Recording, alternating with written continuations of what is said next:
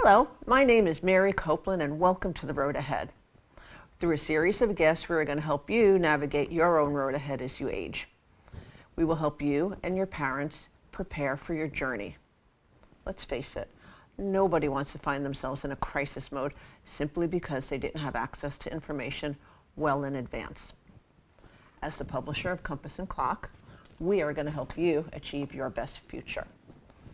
Today's guest is Dr. Carrie Marcello of Your Forever Home. Carrie is an occupational therapist and she specializes in home modifications, fall prevention, and outpatient occupational in-home assessments addressing safety and independence coupled with your daily activities. Her therapies specialize in supporting folks that want to age in place safely. Carrie, welcome to the show. Thank you, Mary. Thanks for having me. I'm thrilled to have you here today because our topic is how to age in place successfully. So why don't we start off by telling the viewers, what's an occupational therapist? Many people have no idea what an occupational therapist is, and we work alongside physical therapists and speech therapists, but we're a distinct healthcare professional. We provide services to help people be able to take care of themselves again or to better care for a loved one.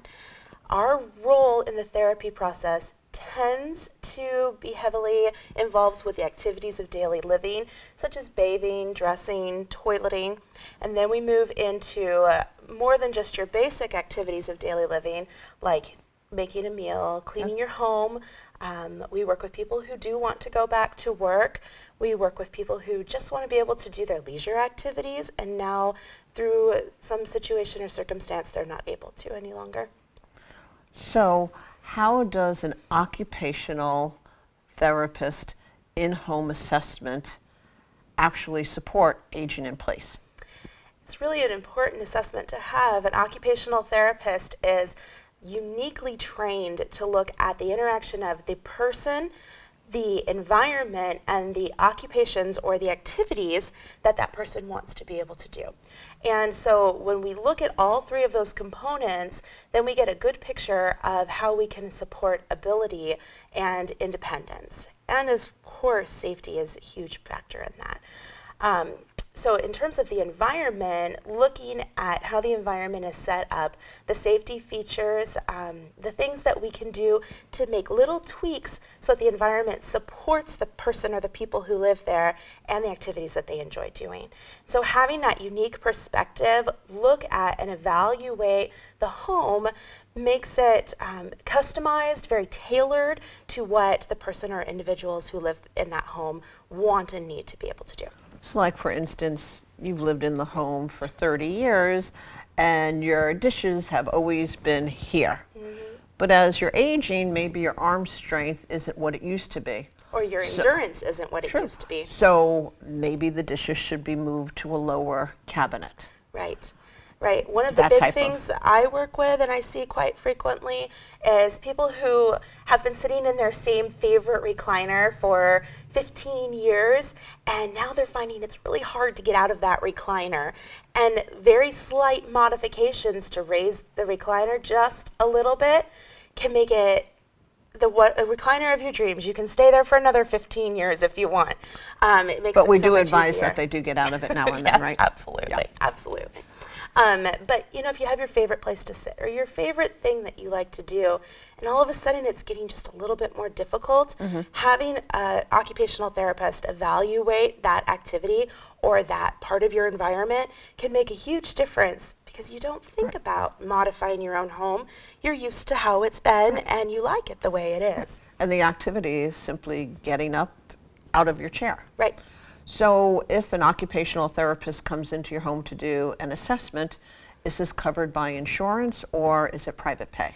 Typically, it's covered by insurance. As long as there is a medical diagnosis that supports having an occupational therapist come in and do an evaluation, and then any follow-up that's needed afterwards for recommendations or actual therapy in the home, it is typically covered by insurance. There are sometimes options to self-pay, but if you have Medicare, Medicare will cover occupational therapy services as long as there's a supporting diagnosis. And that can can be anything from heart disease to diabetes to actually having had a significant change in your function, such as a stroke or Parkinson's disease or something like that. Okay. So part of the assessment and your areas of expertise has to do with home modifications. So home modifications, home remodels. You hear the word remodel and you think dollar signs, dollar signs. I can't afford to do that. So as we age, our income or our budget might be a little more fixed. So what are some recommendations that you could make to somebody to help them age in place successfully with some modifications? Yeah, I like to be able to give people options, and I think most occupational therapists like to do that. And so we very often say, here's what you would need to do for your home to support you long term. And maybe it is a remodel, but then there's always workarounds. There's ways you can modify things in most circumstances so that you can still participate in the activities you want to in your environment.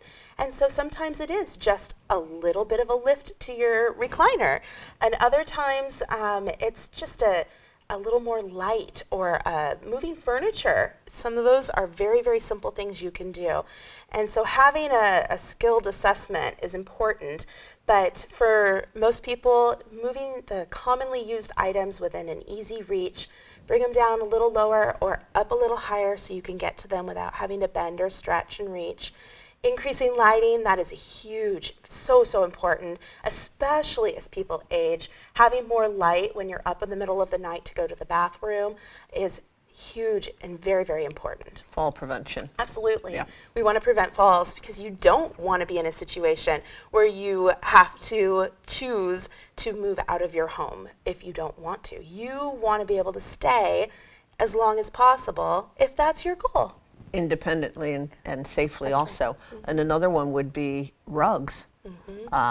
Moving rugs around or changing the color of them Right. to help fall prevention or see, prevent falls. That's I where guess I it really should say. comes into that individual assessment, because Joan may have no vision issues and no balance issues, but bad arthritis.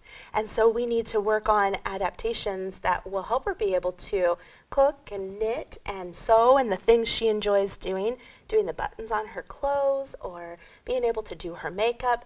But Jim may have vision issues. So then we really need to look at the contrast of things in the home and making sure that it's not just a dark floor with a dark rug and dark furniture that's hard to see the difference between each of those surfaces. And Jim and Joan, if I'm understanding you correctly, are a married couple or they live together, and folks age differently. Yes. So how to accommodate both of them so that they can both be successful as they age in place. Absolutely. Okay. So most people are resistant to change. Why should somebody consider doing some of these modifications sooner rather than later? Well, not everyone experiences disability, but everyone experiences changes in their ability level. And there are always things that you can do to increase safety and independence in the home. And so even for people who are in their 30s, 40s, 50s, who aren't experiencing any changes, that's when you have the money to be able to do a remodel on your home. And you don't need to put in ramps, and you don't need to put in grab bars, but you should consider putting in the framework behind the walls so that whether you ever use it or you sell the home and someone else needs it, it's set up. Because while those walls are open, that's the time to start thinking about the future and to think about what might be needed. It might only cost an extra $40 while you're remodeling, but if someone else has to go back in to install those things, it's going to be much more expensive in the future. So that totally makes sense. And there are some of these things that are aesthetically pleasing right now, you know, that don't make the home look sterile. So when we do these episodes on the road ahead, time seems to fly by very fast as we're providing you with all this educational information. So what are some parting tips you would like to share with our viewers today to help them age in place successfully and really, thinking about things in advance? So, our whole concept is preventing crisis. Let's be better prepared. What would you say? Yeah, having an assessment in your home is very important, particularly by an occupational therapist.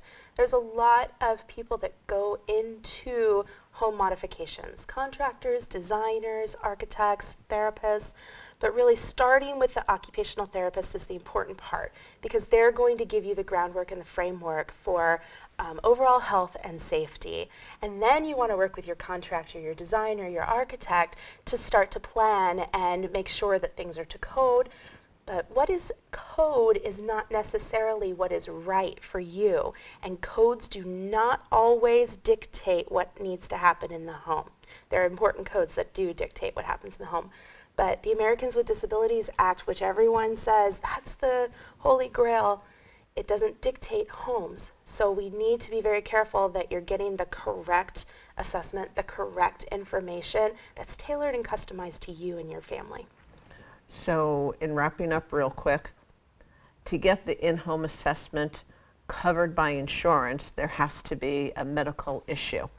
But to be proactive and think ahead, you can be getting your home better prepared for your future earlier on while you have the money and while it would be probably more affordable while you're in the midst of doing something else. Correct. Correct? Yes. Great. So hopefully you caught all of that, and thank you for joining us today, Carrie. Thank you, Mary. And until next time, have a great day. Bye-bye.